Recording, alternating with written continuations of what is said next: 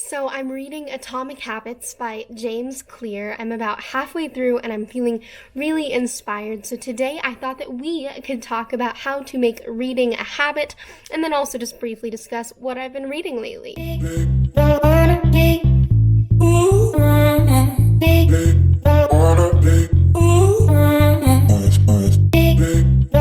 Hey everybody, my name is Maya. Welcome to my channel if you're new, and welcome back if you're returning. So for as long as I can remember, I have loved to read. However, it wasn't really until this year that I actually started reading consistently and well. What I mean by well is that I not only was reading and enjoying the text that I was consuming, but I was also thinking critically about it and analyzing it and making videos about it, maybe. In 2020, I set one goal for myself, which was to kind of reinvigorate my love of reading and to encourage myself to reclaim my reading identity, my reader identity.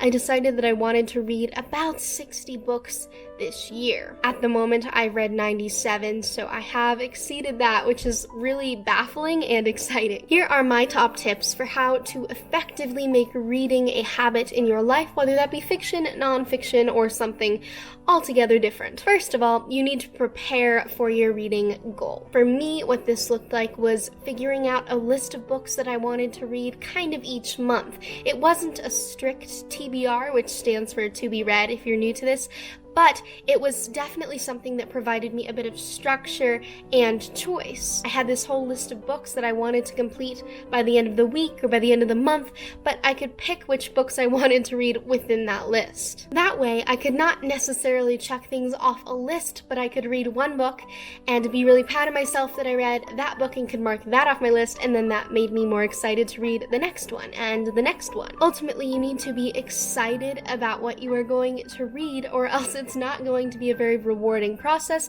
If it's not rewarding, you're less likely to make it a habit. My second tip for making reading a habit in your life is to set aside time each day to read. This is something I'm actually working on right now in terms of setting up a study schedule for the SATs and the ACTs, and I'm failing thus far.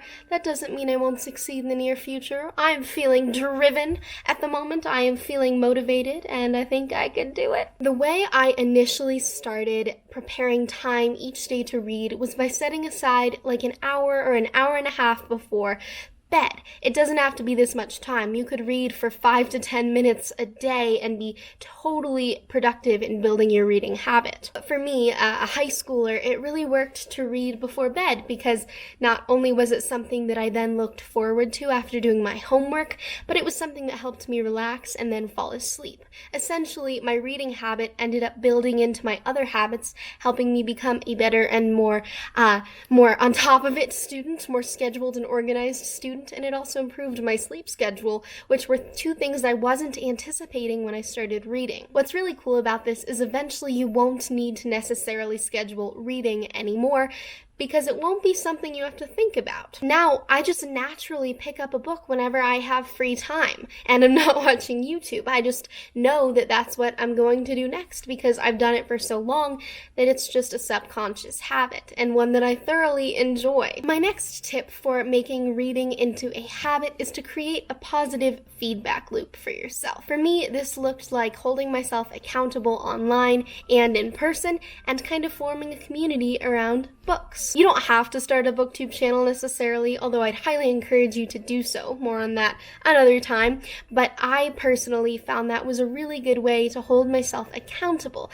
If I wanted to keep up with my channel and make sure that I was producing quality content, I needed to be reading. That created a bit of a feedback cycle. If I read, and I read critically and in depth and enjoyed what I read, then I was able to produce good videos, which then in turn led to not necessarily like good results on YouTube, but at least interaction with other people and conversation about books, which then made me even more excited to jump into the next book, and then the cycle continued. Some ways that you can go about this are obviously by creating a booktube channel, track what you're reading in a bullet journal. You can join a book club, talk about books with your friends, or you can even just ask someone in your life to hold you accountable. Maybe that looks like buddy reading, maybe that looks like them texting you occasionally like, hey, are you keeping up with your book? Are you keeping up? Are you on on top of it? Whether external or internal forces are more productive for you in terms of accountability, I would highly encourage you to come up with some sort of system that makes you not only excited to read, but ensures that you have to read or else you'll fall behind in some other aspect of your life. My fourth tip for making reading a habit is to make sure it's not an expensive one. Here's what I mean by this. I actually fell into this trap at the beginning of my booktube career adventure journey, which is consumerism. It's something that I vehemently oppose, but it's really easy to slip into when you live in a capitalist society. When you buy one thing, you're more inclined to buy more and more and more, and it's a sort of spiral that you go down. And then for books, there's all sorts of other bookish things you can buy, like candles and teas and all that jazz, so you're spending money on that too. And while there's nothing wrong with spending money on something that you genuinely actually enjoy, that improves your life, there's ways to read that you don't have to spend money and can reap just the same amount of enjoyment. Right now, my library, I think you can pick up books, but I don't drive yet. I'm terrified of driving, so that's not a feasible option for me right now. So I use Libby. I use Hoopla. Those are two apps through my library that I'm able to use to get ebooks, or in my case, audiobooks. Also, capitalize to the best of your ability on the public reading domain. Books are entered into the public domain when they're over about 100 years old, and there are a ton of amazing classics in the public domain library that you can read for completely free online. These include classics like anything Shakespeare, really, Little Women, Charles Dickens stuff, Jane Austen stuff, really all of the classics. And though that might not necessarily be your favorite genre, it's a really good way to maybe dive headfirst into a genre that you're nervous about or unsure about or haven't experimented in for completely free. You can find what you like and what you don't like without wasting a single cent. If you are going to spend money on books, I would recommend budgeting. I'll designate a certain amount of money when I want to buy books, and I will not exceed that limit.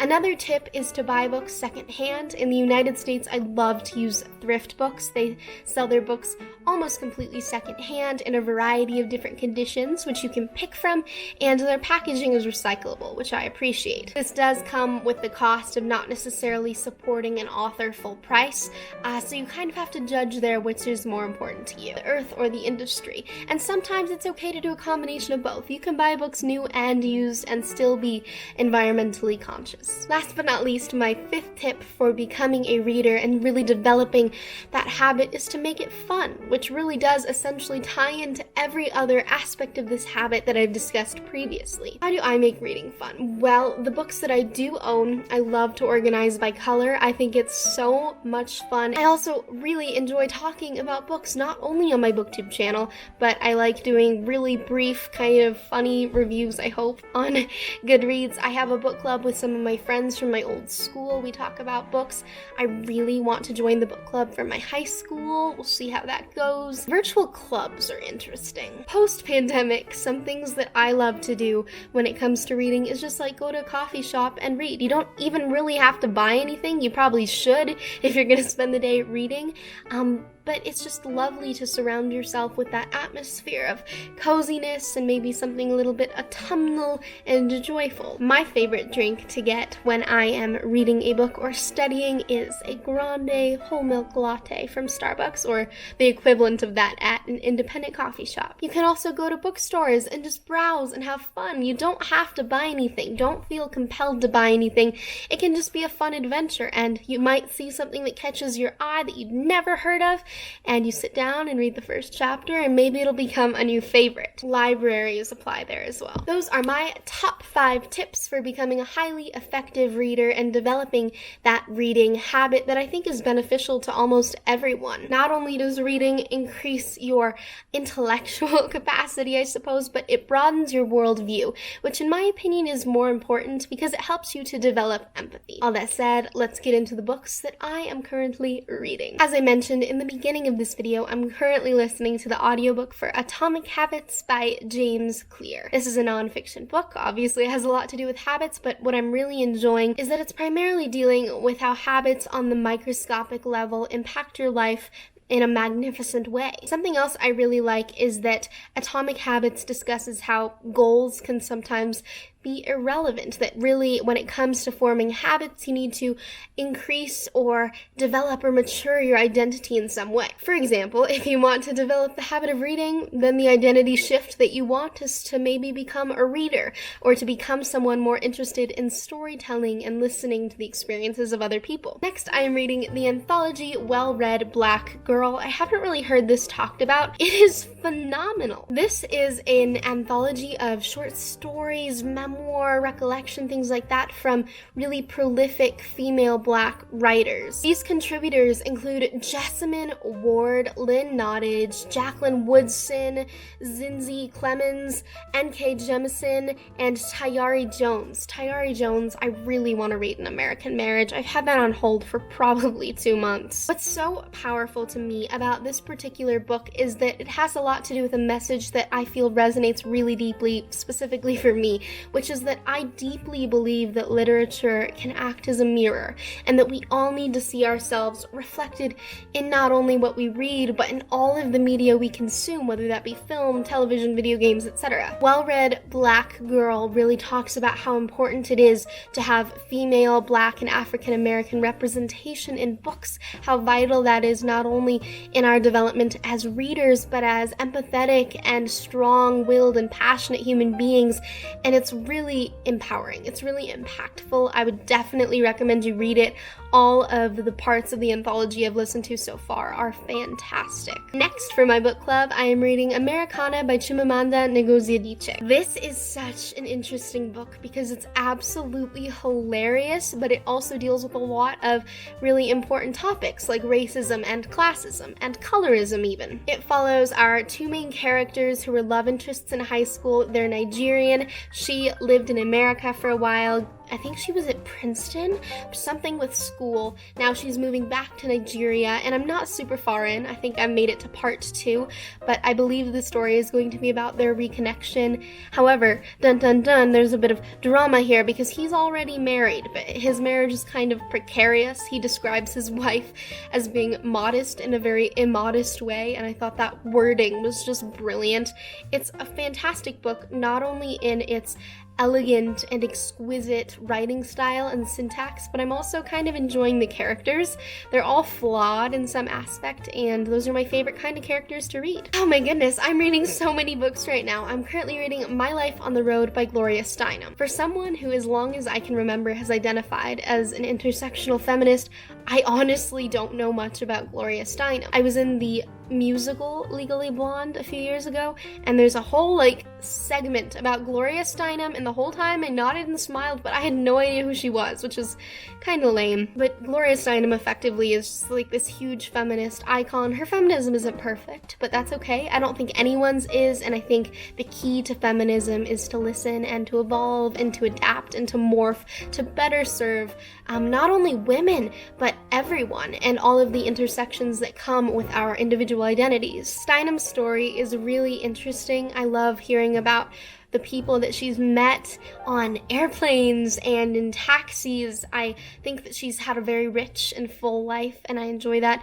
I also personally really found it fascinating and wonderful that she dedicated the book to the doctor who performed an illegal abortion for her, because that doctor effectively changed the entire course of her life by allowing her to have choice over not only her reproductive system, but just her life in general. So I thought that was really powerful. I'd recommend it. Not the best memoir I've read, but definitely fascinating and fun to listen to. Oh my gosh, I'm so excited for this one. I've waited forever. I'm finally listening to A Storm of Swords by George R.R. Martin, the third installment of the Song of Ice and Fire series.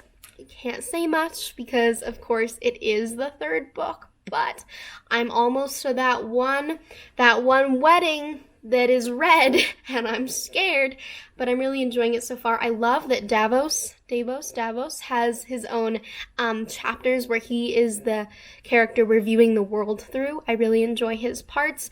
Samwell has some parts I'm not to yet, but I'm so excited. Arya, Dany, I love this world. I understand that it's problematic, and I think it's important to recognize that.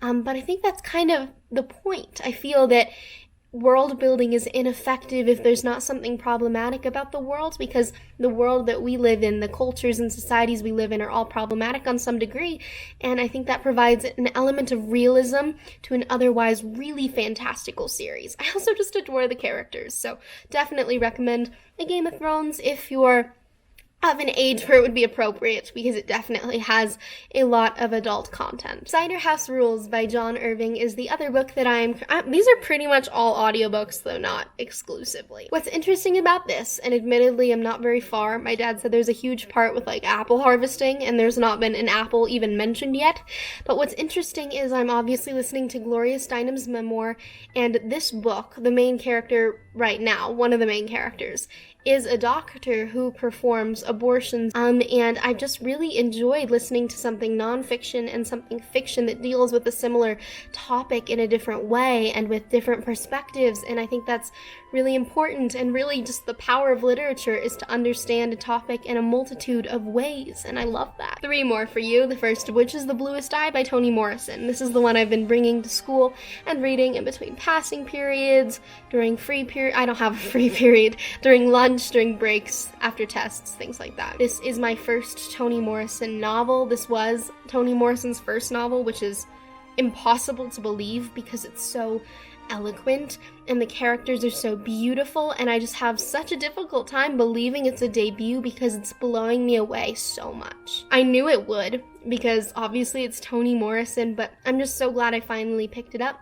This is a book my English teacher lent me. I really want to get her books back by next week, so I'm going to try to finish that over the weekend, but I'm not going to rush it because it's such a gorgeous story, and one I really want to make sure I'm consuming to its full capacity. I want to really think about and digest and understand every element of it, because I can tell that it's a book that will impact me for a really long time. I'm also reading The Girl Who Drank the Moon. I think the author is Kelly Barnhill. This is a middle grade. It's about a witch who rescues children who are left in the woods, and she takes them to loving families, but this one girl, Luna, she accidentally fed her moonlight, which makes her magical. So now she's raising the child with like this swamp monster and like a little baby dragon.